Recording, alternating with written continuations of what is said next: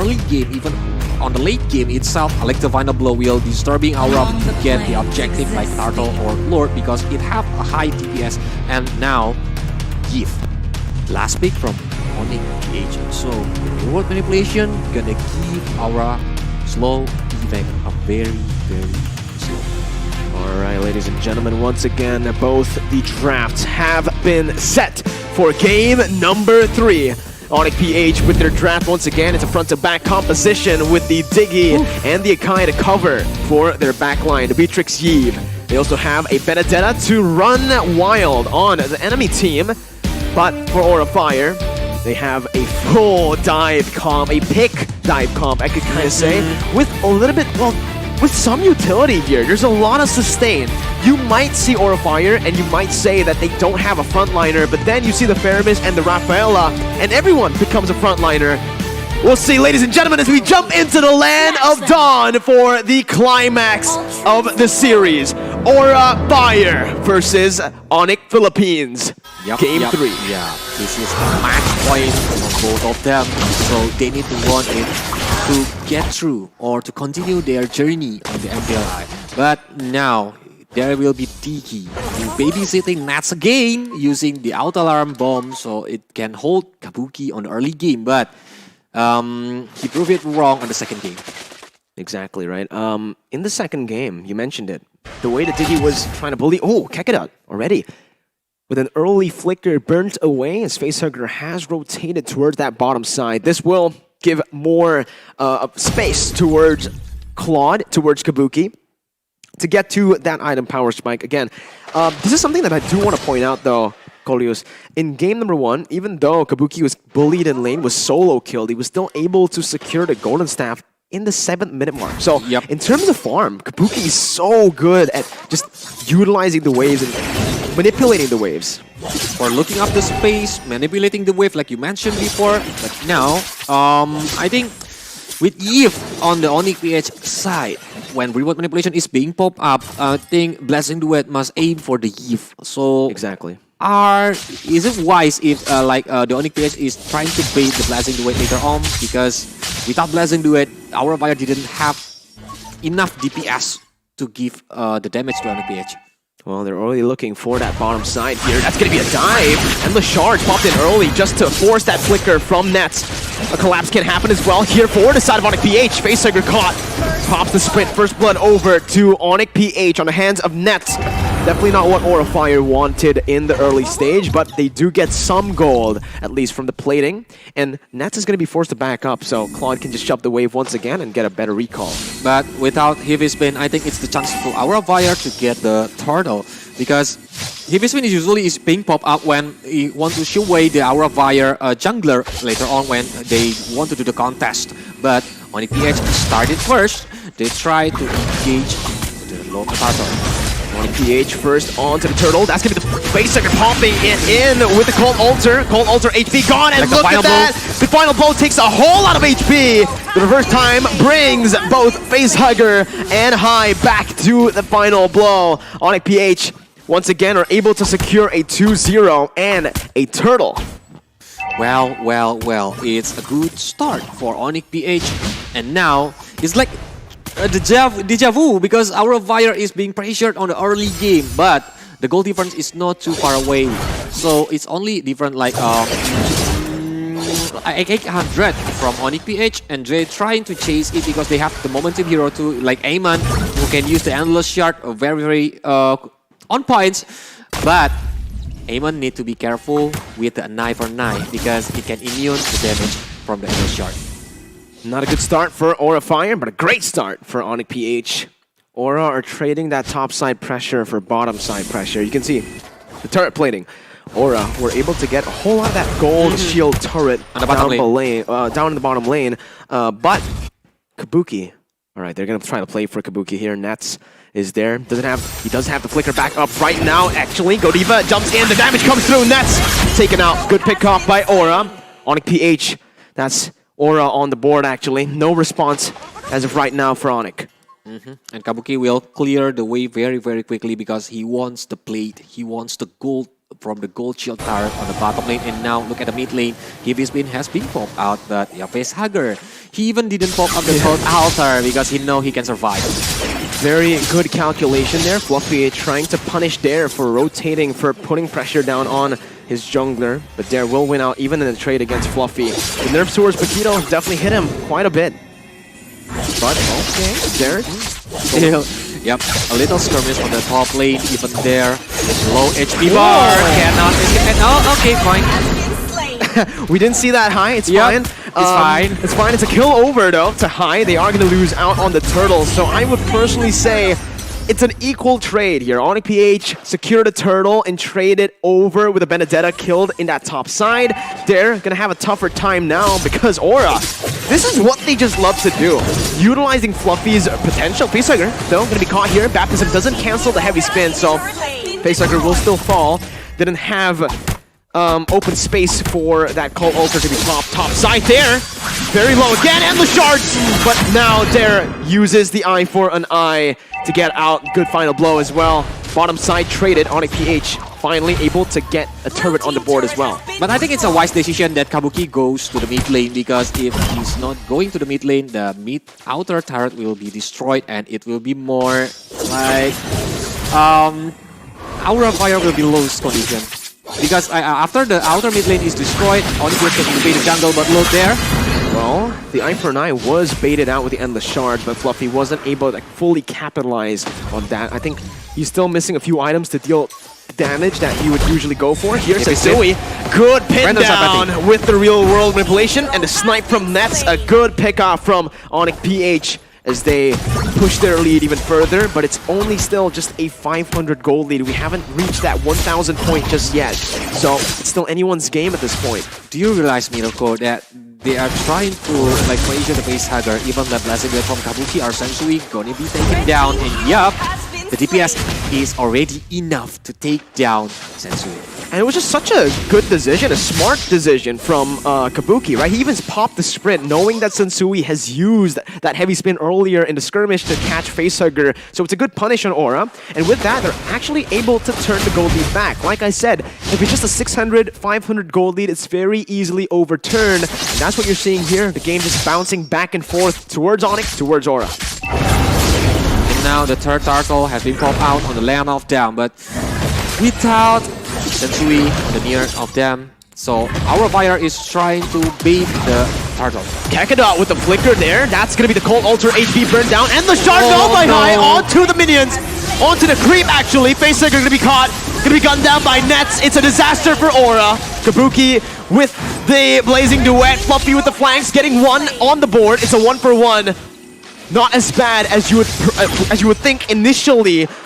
High needs to stay composed here. These are the little moments, the little mistakes that you can make at the highest level that can give your opponent the edge. Onic PH capitalized with the turtle, but again, they lose out on Sensui. Yep, because 2 times that you're doing the misplay, I think it will be dangerous for High right now, because the real manipulation and DPS from Nats taken down High.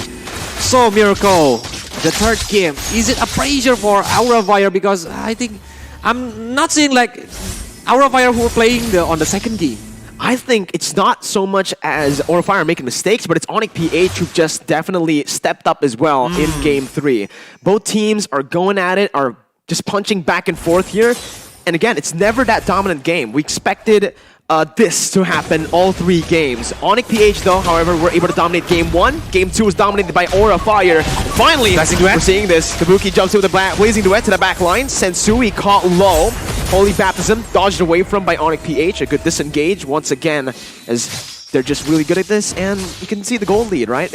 It's still just so back and forth. Even though I make a lot of misplay, but I need to like mentioning something. I need to shout out that Kabuki is not taken down 1 kill points. So like with 0 kill points from Kabuki, so he is well farmed right now. The level is good. Later on, when the team fights happen, if nobody noticed Kabuki, he can use the Blazing Duet to get inside and bring a lot of pain to Onic PH. That's the into the Nibiru's passion just to clear out the wave. Godiva gonna be caught though. Baptism doesn't connect, flickers out high, gonna be caught, but heavy spin for the endless charge. Bursts him down high, gets the damage out before he dies with that Cold Altar. Now in the backline, Fluffy, absolute menace, sandwiching Nets and Super Friends.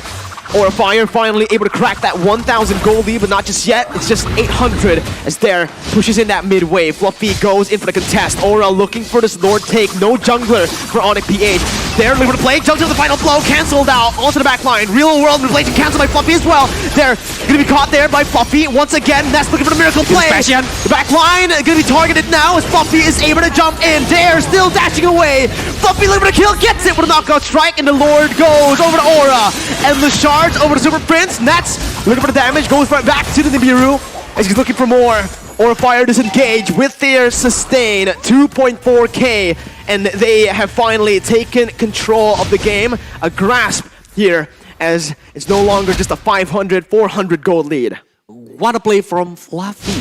He do his job a very, I think on points because he wants to zoning out all the outnumber, but no, looking at the heavy spin, blasting duet has been held by the reverse time.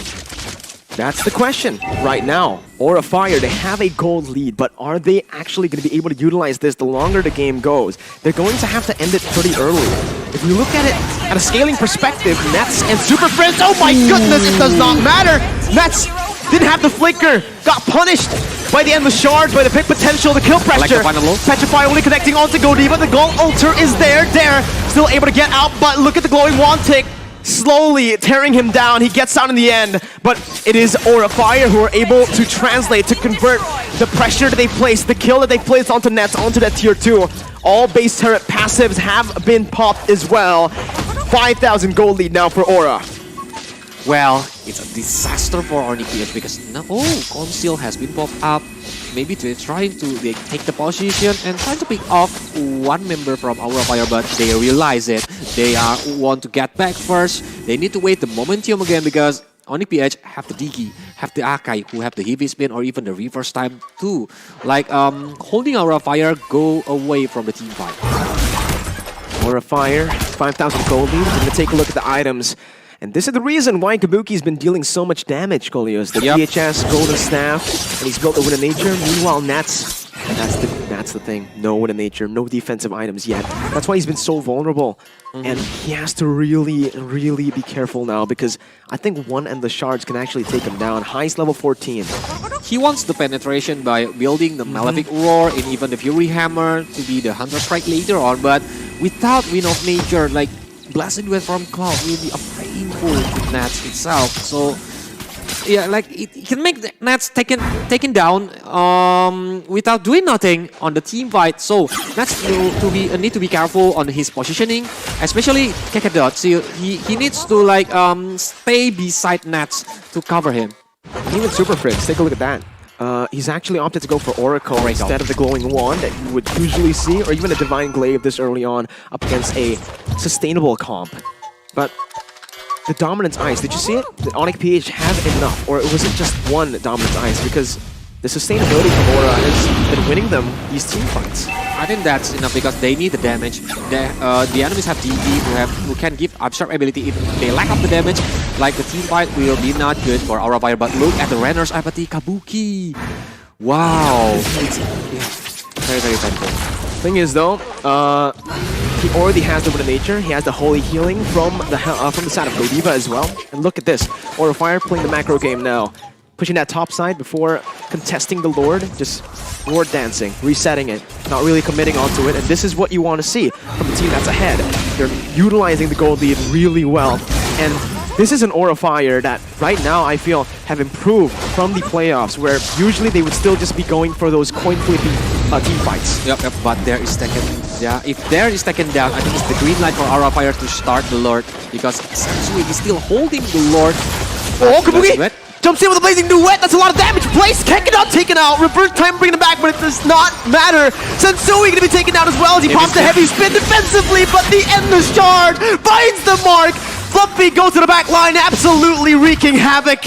Aura with the trigger, with the absolute menacing plays. Kabuki We've mentioned it many times in Game 1 and Game 2. There are a lot of moments where he jumps in with those risky plays, but that's Kabuki for you. Yep, it has been paid off. Like from the momentum that he's using, the battle mirror image, blasting duet, it's like scrambling the formation of Onic PH. It's taken down the Kakedot, so the Onic PH didn't have the time journey anymore to cover a lot of his backline heroes, and now the Lord is coming. Top side taken down, base turret. Onic PH looking for the defense, but Aura Fire are looking for the play. Kabuki has fully stacked his passive. He's looking for a blazing duet combo. Cold Ultra placed in. Sensui looking for that heavy spin. Able to pin one member down, but the Cold Ultra comes down again. Godiva still able to survive. Time Journey pop. 3 ultimates from Onic PH burnt away. 3 ultimates actually also from Aura Fire, but they will be able to find a base turret in the mid lane as well. Bottom side now going to be in the sights of Aura Fire. Onic PH trying to stop this from happening, but the Claude is just so lethal, sieging that base turret down. 10,000 gold lead for Aura Fire, and they're staying disciplined. Kolios, this is something that we usually don't see from Aura. Look at the gold. Fluffy. Even, yeah, it's not the gold laner, but it's Fluffy because from the early game, Fluffy always got the free position to like collecting the gold, collecting the level. Even like when he do the flanking, a lot of damage can happen with using the knockout strike or even the jab itself. And the second position, Kabuki have the 11,000 gold, close to the 12,000 right now. This is insane, man. And now you really understand why Onic PH put such a heavy emphasis on banning this Paquito away from Fluffy. Fluffy on the Paquito, it's a signature pick for a reason. It's a monster. He is a monster. Whoa. A monster on the Paquito.